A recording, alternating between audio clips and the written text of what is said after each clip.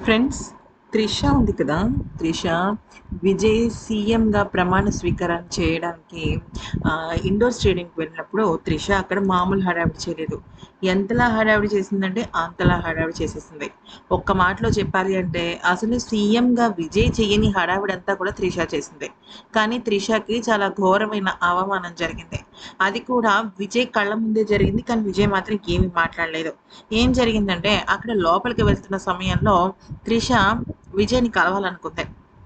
కానీ అక్కడున్న security guards మీరు కలవడానికి వీల్లేదని, సీఎం గారు ఇప్పుడు ఎవరిని కలిసే అవకాశమే లేదని చెప్పడంతో ఇమ్మీడియేట్‌గా త్రిష అక్కడున్న విజయ్‌కి కాల్ చేసింది. అలాగే తన మనిషిని లోపలికి పంపించింది.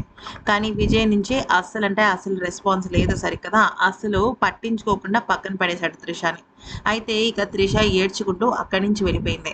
ఇది చూసిన చాలామంది తమిళనాడు మీడియా వాళ్ళందరూ కూడా త్రిషకి బాగా అయింది.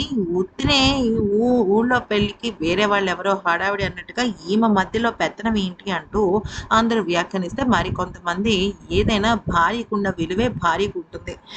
స్నేహితురాలికో, ప్రేమికురాలికో, ప్రియురాలికో అంత విలువ ఉండదు కదా! అంటూ అందరూ కూడా చెప్పడం జరిగింది. మరి ఈ వీడియో కనుక నచ్చితే లైక్ చేసి సబ్స్క్రైబ్ చేసుకోండి. Thanks for watching.